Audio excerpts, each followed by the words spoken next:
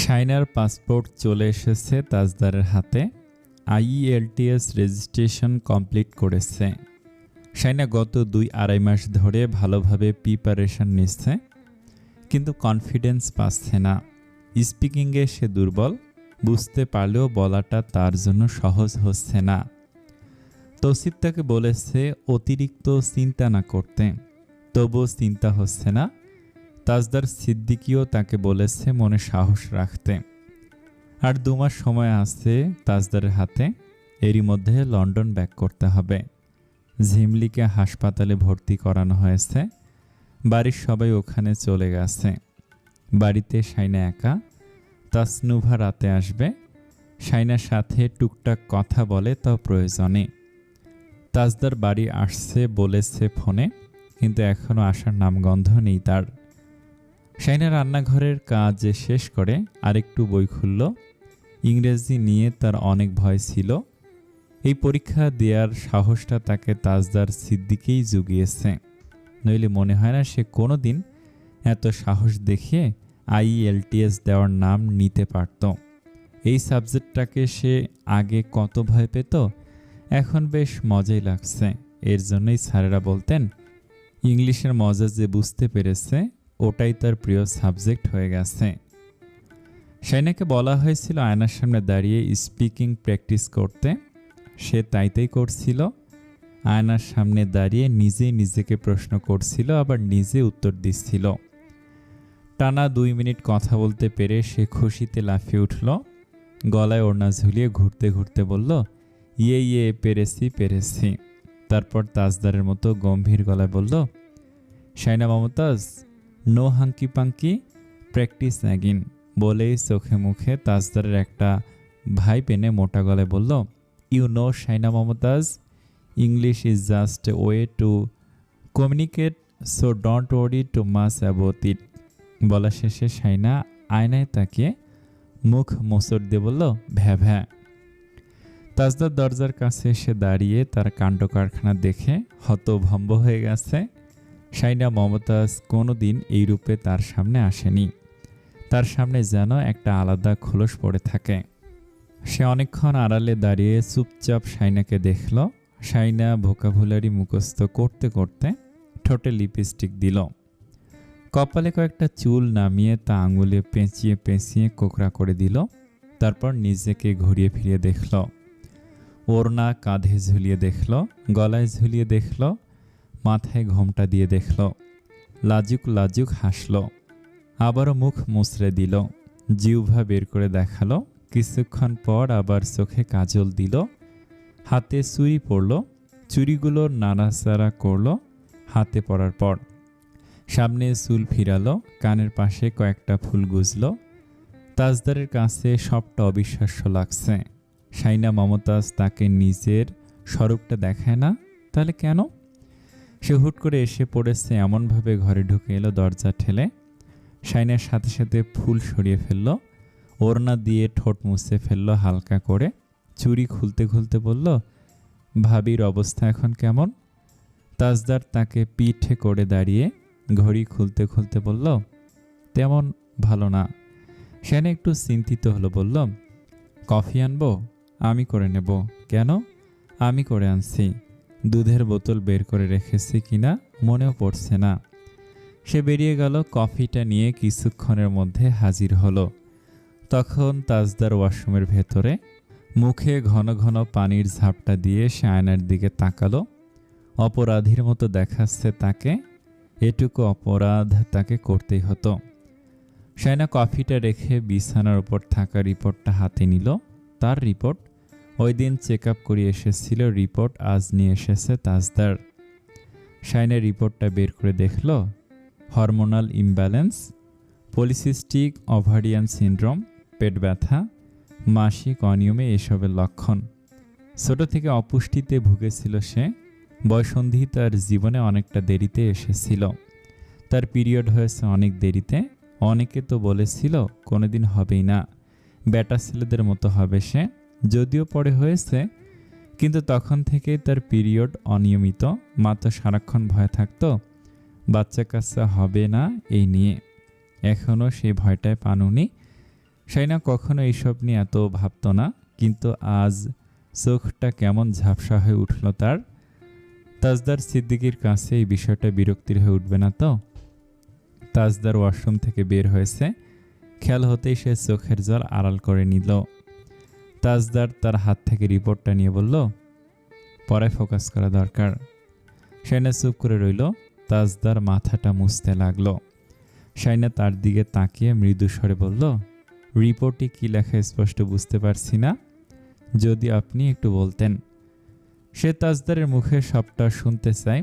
এই বাচ্চা হবে না এইসব নিয়ে সে কি ভাবে, তার মতামত কি, কারণ উনি নিজেই তো বিয়ের শুরু থেকে বাচ্চা বাচ্চা করছিল।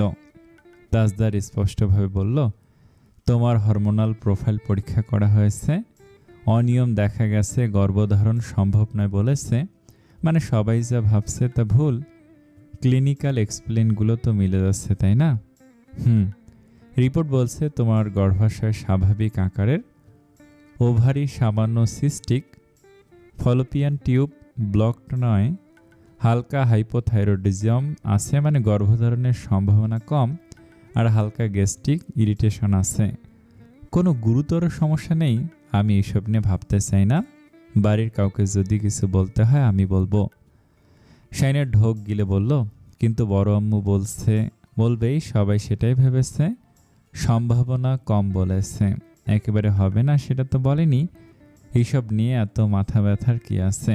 ইউকে গিয়ে ট্রিটমেন্ট করাবো, আর একটা মাস সময় মাঝখানে, এখন ফোকাস অন্যদিকে চলে গেলে সমস্যা। শাইনা চুপ করে রইল। প্রেগন্যান্সি কিট আনতে বলেছিল সে, এখন জিজ্ঞেস করতে লজ্জা লাগছে। তাজদারের ফোনে কল এলো। সে ফোনটা রিসিভ করে কানে তুলে বলল, হ্যাঁ বল। তৌসিফ ওপাশ থেকে বলল, আরেকটা সিদ্দিক সাহেব এসেছে। আলহামদুলিল্লাহ। সুস্থ আছে দুজনেই? হ্যাঁ আছে। তুমি কাল সকালে এসো, শাইনের রিপোর্ট এসেছে কিনা জিজ্ঞেস করছে বড় আম্মা। হ্যাঁ এসেছে, বাড়িতে আসুক বলবো সবাইকে। ফোন রাখার পর শাইনের দিকে তাকালো। সে বলল, ছেলে হয়েছে। শাইনা আলতো করে হাসলো। ভাবি আর বাচ্চা সুস্থ আছে? তাজদারের কথার ধরন দেখে শাইনা চুপচাপ রইল। তাজদার কফিটা শেষ করতে করতে তার দিকে তাকালো এক পলক। শাইনার মুখটা কালো হয়ে গেছে। তাজদার চোখ সরিয়ে নিল দ্রুত। এত অস্থির লাগছে কেন? সে কফিটা শেষ করে দ্রুত বেরিয়ে গেল। শাইনা সেটা খেয়াল করলো। বাচ্চা আসবে না এটা শোনার পর তাজদার সিদ্দিকের আচরণে পরিবর্তন এসেছে। আগের মতো মজা করছে না, নইলে বাইরে থেকে এসে শাইনার গালে আর অথবা কোমরে একটা চিমটি মাস্ট। শাইনার দম বন্ধ লাগছে, চোখ ঝাপসা হচ্ছে। এমন না যে তাজদার সিদ্দিকির অ্যাটেনশন পাওয়ার জন্য সে মরিয়া হয়ে উঠেছে, কিন্তু সারা জীবন এমন একটা মানুষের সাথে সে কি করে কাটাবে যে বাচ্চা হবে না শুনে সাথে সাথে আচরণ পাল্টে ফেলেছে। শাইনা দরজাটা বন্ধ করে কেঁদে দিল। তার কান্নাগুলো চার দেয়াল ছাড়া কারোর দেখার অধিকার নেই। তারপর আবার সে পড়ায় ডুব দিল। ইউকেতে নিশ্চয়ই ভালো ট্রিটমেন্ট আছে। নিজের ভাবনায় সে নিজে আশ্চর্য হয়ে পড়ে। তার জীবনের লক্ষ্য উদ্দেশ্য রাতারাতি পাল্টে গেল। এখন মনে হচ্ছে মা হঠাৎ তার জীবনের সবচেয়ে বড় অর্জন হতে পারে, আর হতে না পারলে যত্নবান তাজদার সিদ্দিকী আর পাওয়া যাবে না। ভাবতে ভাবতে তার চোখ আবার ভিজে উঠল। তাজদার ঘরে ঢুকে পড়ল, বলল, মমতাজ ছাদে চলো। শাইনা দ্রুত চোখ মুছে নিল। তাজদার তাকে কিছু বলতে না দিয়ে টেনে নিয়ে গেল ছাদে। রাতের আকাশটা স্বচ্ছ, দূর থেকে নেড়ি কুকুরের ডাক ভেসে আসছে। শাইনা এত সিঁড়ি বেয়ে উঠতে গিয়ে হাঁপাচ্ছে। খুব কষ্ট সিঁড়ি বেয়ে ছাদে ওঠা। তাজদার তাকে আচমকা পাজাকোলা করে কোলে তুলে নিল। শাইনা তার গলা জড়িয়ে ধরে তার মুখের দিকে তাকালো। তাজদার উঠতে উঠতে বলল, part of the exercise. Shaina কথাটা শুনে আলতোভাবে হাসার চেষ্টা করল। হঠাৎ তাজদারকে প্রশ্ন করল, আপনার কি আমাকে বিয়ে করে আফসোস হচ্ছে? তাজদার তার মুখের দিকে তাকালো না। অন্যদিন চোখের দিকে তাকে কথা বলে, শাইনা না তাকালে শাইনাকে জোর করে তাকাতে বাধ্য করে। আজ তার আচরণ এত অস্বাভাবিক। আমি কোনো কিছু নিয়ে আফসোস করি না। সত্যি করেন না? জানি করি, তা প্রকাশ করি না। আপনি নিজের অজান্তেই তা প্রকাশ করে দেন। তাজদার এতক্ষণ পর তার মুখের দিকে তাকালো। ছাদে এসে পড়ায় শাইনা তার কোল থেকে নেমে গেল। চাহনিটা বেশিক্ষণ স্থির হতে পারল না। ছাদে তারা অনেকক্ষণ ছিল, পাশাপাশি দাঁড়িয়ে আকাশের চাঁদ তারাগুলো দেখল। পাশাপাশি দাঁড়িয়েও চাঁদের মতো নিজেদের নিঃসঙ্গ মনে হলো। শাইনা কেমন আনমনা হয়ে দাঁড়িয়েছিল চুপ করে। তাজদার তার পেছনে এসে দাঁড়ালো। শাইনা কিছু বুঝে ওঠার আগেই তার ঘাড়ে আর কান আর গলার আশেপাশে মুখ ডুবিয়ে চুম্বন করে বলল, আমি এই শাইনা মমতাজকে চাই না। শাইনা শাড়ি আঁকড়ে ধরল দু হাতে। তাজদার তার পেছন থেকে সরে গিয়ে রেলিংয়ে দুহাত ভরে দাঁড়িয়ে রইল। শাইনা তার দিকে চেয়ে রইল। এই শাইনা মমতাজকে চায় না মানে? আর এক মুহূর্ত সে দাঁড়ালো না। এত সত্যি একটা কথা এভাবে বলে দিতে পারল? 2-3 দিন পর ঝিমলিকে নিয়ে আসা হয়েছে। বাড়িতে উৎসব আমেজ। মেহমান আসছে একের পর এক। শাহিদা বেগম এসে শাইনার হাত ধরে বললেন, শানু, ডাক্তার দেখাসনি? শাইনা বলল, ডাক্তার বলেছে কোনোদিন মা হতে পারবো না, আমাকে জ্বালিও না আম্মা। মেহমান সামলাতে গিয়ে সবাই নাস্তা নাবুদ। তাজদার অসম্ভব বিরক্ত। শাইনা একবার ঘরে আসতে সে দরজা বন্ধ করে দিয়ে শাইনাকে বলল, কি সমস্যা শাইনা? পড়ার টেবিল ছেড়ে এইসব কি? শাইনা বলল, আমাকে নিয়ে যাবেন সাথে করে? তো ওই দিন ছাদে যে বললেন আমাকে চান না। তাজদার বিরক্ত হয়ে বলল, তোমার সাথে তো কোনো কথাই বলবো না আমি। যাও, ঝিগিরি করো, যাও। শাইনা যাওয়ার সময় বলল, আপনাকে একটা সত্যি কথা বলবো। কি? আপনাকে ডার্ক ব্লু রঙের শার্টে খুব মানায়। তাজদারের কুঞ্চিত কপাল মসৃণ হয়ে এলো। সে ঝট করে শাইনার হাত ধরে ফেলে বলল, দ্যাট মিন্স আমাকে অন্য শার্টে ভালো লাগে না, আপনাকে সব শার্টেই ভালো মানায়। তাজদার তার হাত ছেড়ে দিল। শাইনা বেরোনোর সময় দেখল তাজদার সিদ্দিকী আয়নায় নিজেকে দেখছে। শাইনা আলতো হেসে বেরিয়ে গেল। রান্নাঘরে যেতে মনে হলো ভাতের মাঠটা কেমন গন্ধ ঠেকছে তার। IELTS পরীক্ষার আগের দিনই শাইনার ভীষণ জ্বর এলো। জ্বর নিয়ে সে পরীক্ষা দিয়েছে। কতটা ভালো করেছে নিজেও জানে না, কিন্তু খুব ডিপ্রেশনে ছিল সে। তাজদার তাকে ভরসা জুগিয়েছে, সান্ত্বনা দিয়েছে, ভালো কিছুই হবে। শাইনার বোনের বাড়িতে দাওয়াত দিয়েছে তাদের। তাজদার যেতে পারবে না বলে দিয়েছে। সে শাইনাকে কোথাও যেতে দিতে চাইছে না। এটা নিয়ে শাইনাদের বাড়িতে বেশ গন্ডগোল লেগে গেছে।